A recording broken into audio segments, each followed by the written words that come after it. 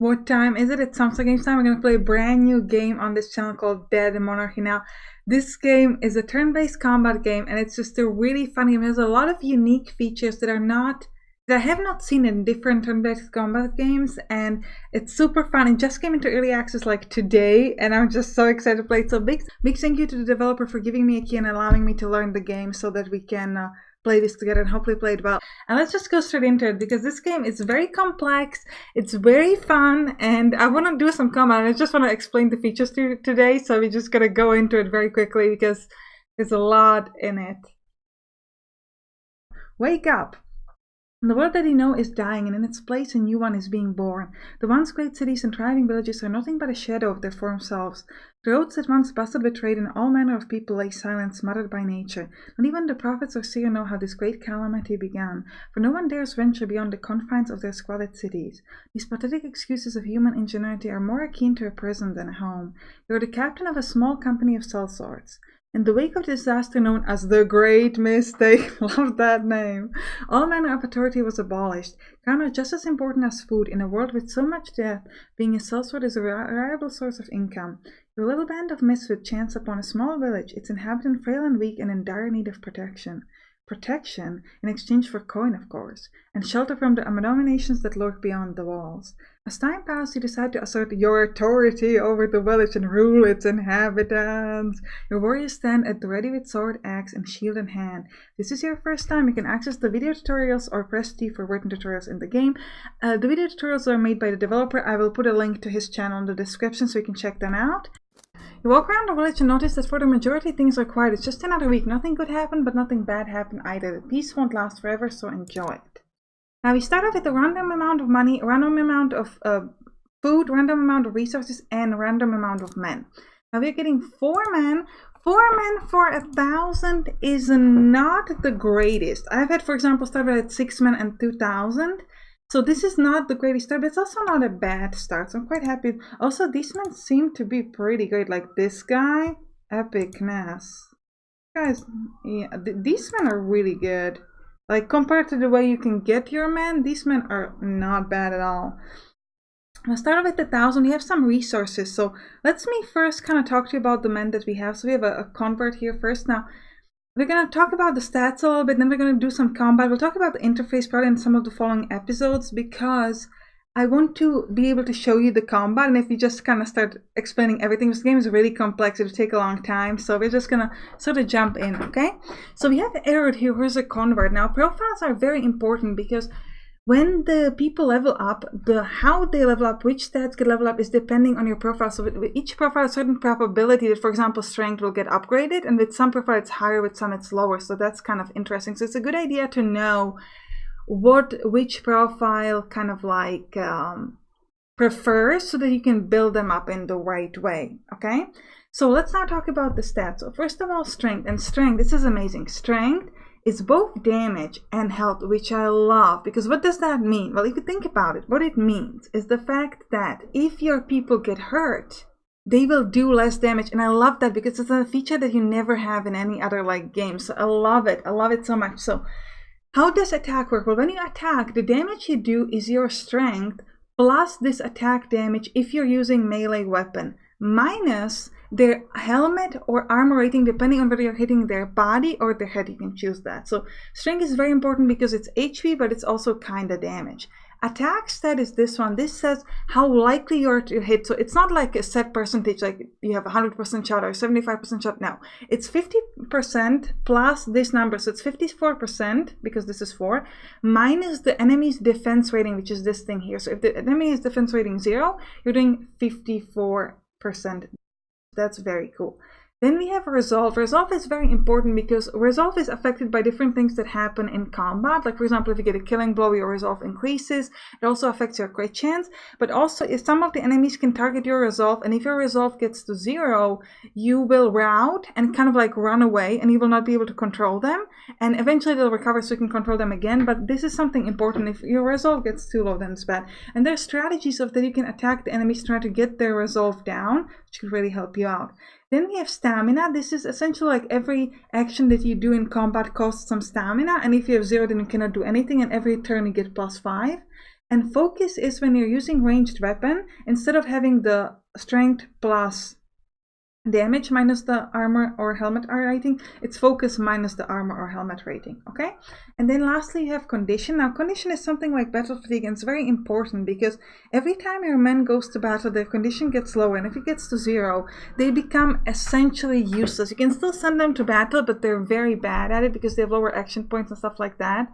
So you need to increase condition. The only way to do that is by building a temple, for which you need resources. So there are different buildings in the games. Again, we'll talk about what buildings later. I'll just quickly go through this. And the temple is the thing that increases the condition, and you need to build it by using one of these resources. So you want to make sure you have enough resources. How do you get resources? I'm glad you asked. You go on missions. This is kind of where the combat is. So you have 1 level, 2 level missions, and this is always like a random additional level. For example, we have level 3 here in Tundra. And the level 1 is free. You can always go there and need to pay for it. But if you want to go to higher level, you have to pay for it. And every time if you win, you get all these sort of like rewards. And the rewards kind of add up. So if you go like to level 2, you get the rewards for the level 1 plus the rewards for level 2 like together. So this is very important. This is how you make money and get resources. So first thing first, because these resources are random, you want to look if we have enough to upgrade the temple, and yes we do. So we want to set this up immediately and use 10 oak. It said oak. Oak is this one. So we still have 10 left, so we can actually upgrade the temple again.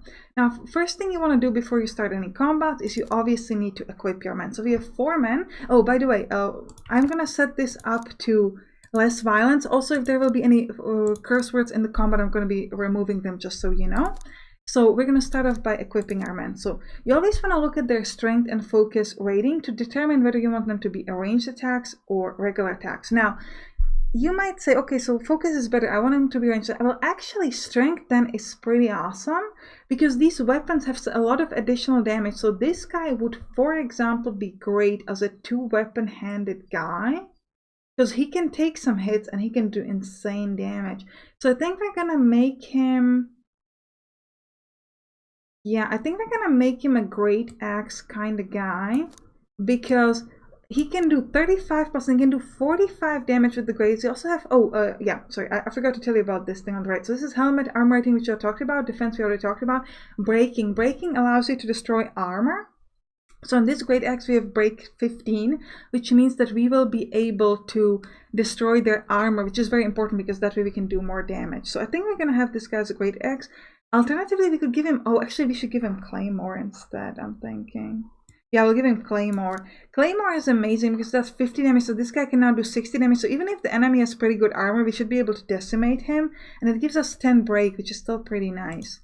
Now this guy is a farmer, but he has very good attacks, and this guy attack and strength. Now this guy is good at attack. What does that mean? Well, that means that his chance to hit the enemy is very high because it's 68%, 50 plus this. So this is pretty good if you have people who do one-handed weapons or rapiers, because with one-handed weapon, a 1 attack costs you 6 AP action point. You have 12 action points in total. If you have rapiers, actually rapiers are even better. I can do rapiers. It costs 4 AP. So if I give him a rapier, that means that he will be able to do 3, potentially up to 3 attacks on an enemy. And since he has such a high chance of hitting the enemy, that could be amazing. So I'm going to give him this green thing. I like to make sure that the men I have are kind of differentiated by the armor, by the color of the armor, to decide like what they're doing. So this guy's like 2-handed weapon, so I'll make him yellow. This guy's rapier, so I'll make him green. And we have like red for one-handed weapons and purple for like ranged guys. This guy has very bad HP, but very good focus. So we're gonna make him a ranged combat kind of guy. We're gonna give him the long bow, and I'm gonna make him like purple, so that I know just by his looks that he's like the long range weapon kind of guy, because this is really cool. This will allow me like to do a lot of damage, and he cannot be a close range combat kind of guy because he has such a low HP. And this guy is not the worst. Actually, 12 focus is not the best thing, but the crossbow would allow him. Yeah, this guy's probably gonna have to be a one-handed weapon kind of guy. Because for the one-handed weapons you have options. You have hatchets, maces, and swords. Now hatchets Specialized in reducing defense and directly attacking resolve. They have 10 breaks, 20 damage. Maces are mostly on breaking, like 20 break, which is cool. I'm gonna give him a sword that's not so good at breaking, but it does a pretty good damage. So it's 35 plus the 6 is 41, which is quite a bit. So we're gonna have him as a one-handed weapon kind of guy. And as for the twin weapon, we have the Great Axes Claymores, as we talked about. And then we have Warhammers, which is also very cool. The Rapier thing is great because it's a lower action point. So this is kind of how you prep them out. Then you could also buy a new guy. So you could check out here, we have like a fisherman who is fun. Wow. I wasn't going to buy him, but the focus is amazing. So this is kind of like you want to think about. If you get a new one, he costs 15 crowns per day, but 4 food. Food is very expensive. Let me just show you in the market. To get 25 food, you have to pay 375. So if he wants to eat 4 food, that's a lot. Because if you think about it, we have 4 men that eat 13 food, so it's much less. So I'm not going to buy that guy. Instead, I'm going to start off with a slightly more difficult mission. We're going to do a Tundra Level 3.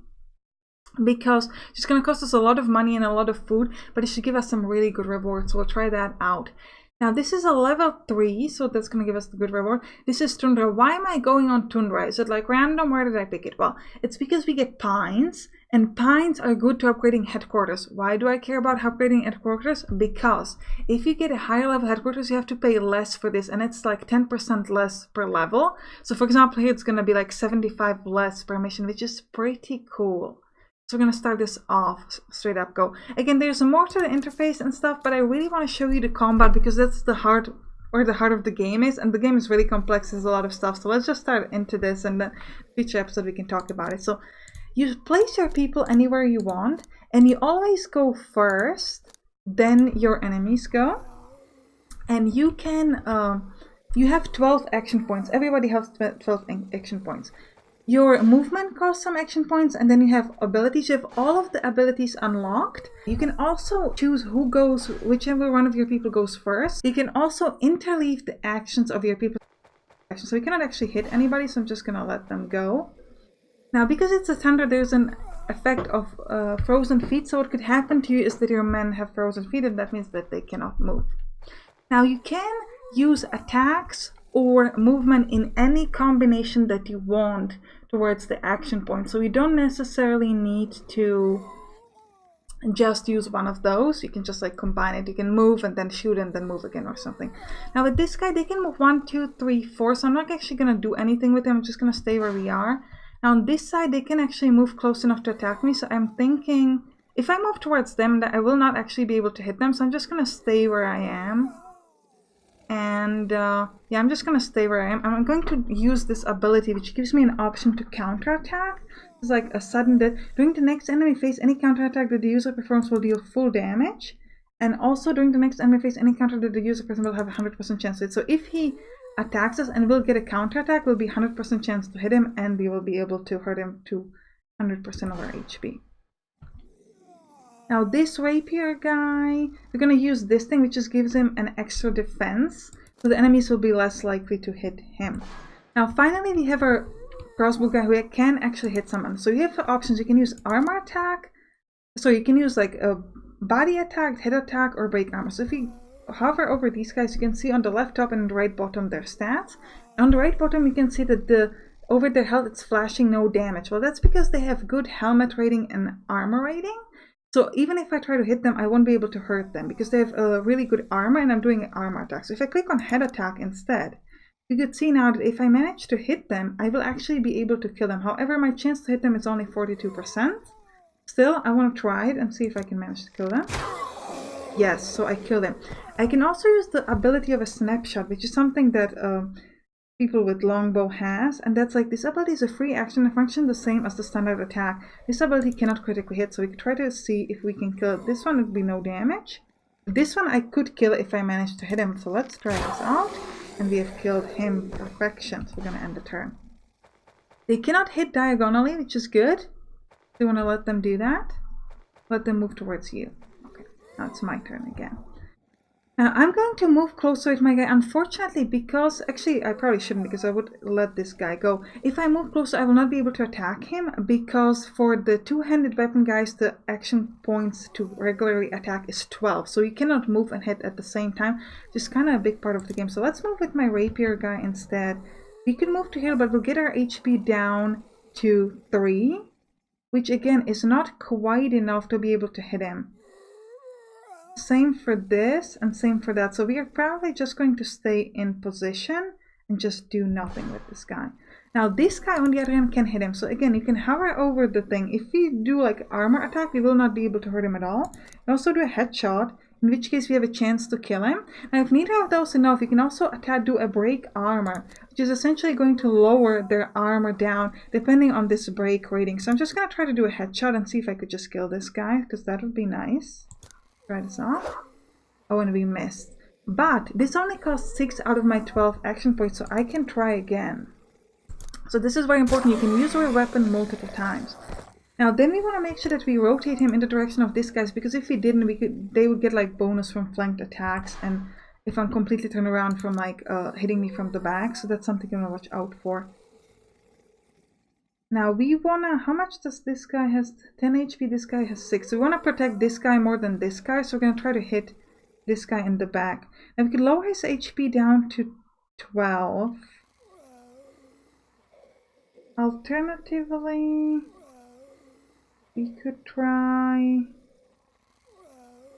Oh, we could try this. This ability will hit the target twice, with each attack being a separate calculation. This ability cannot critically hit. Let's try this out. If we get lucky, we could... Well, we actually still wouldn't be able to kill him.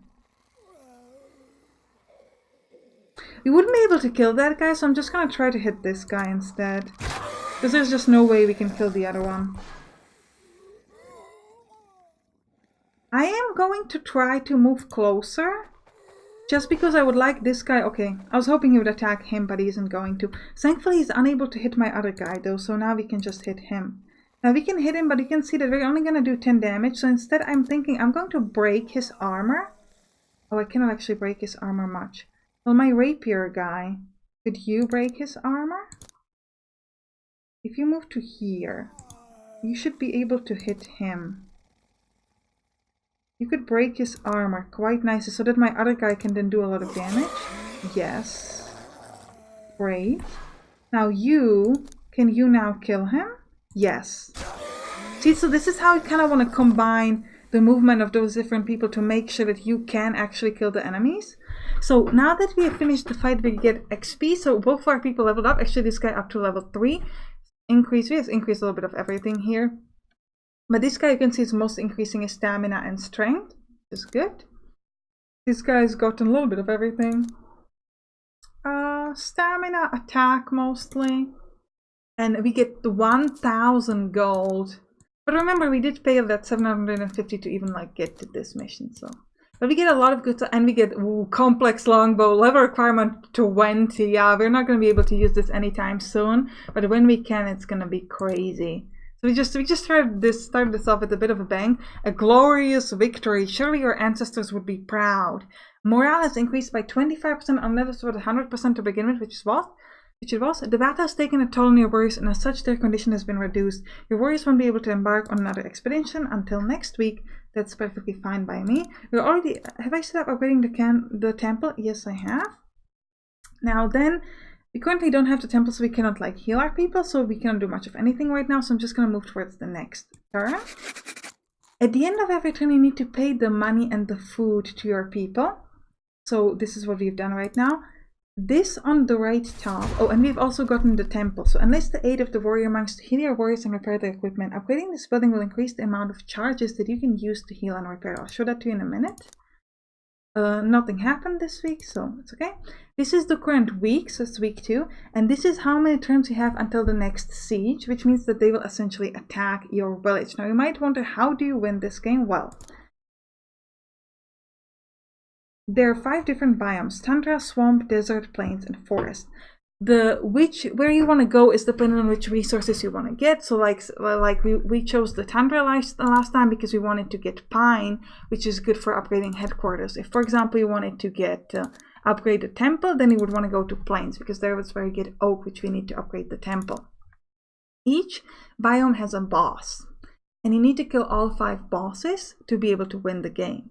Now, the boss's chance to spawn is random, but it's increased depending on how high of a level you go. So if you go for forest level 4, it's a much higher chance that we will get the boss than if you go to level 1.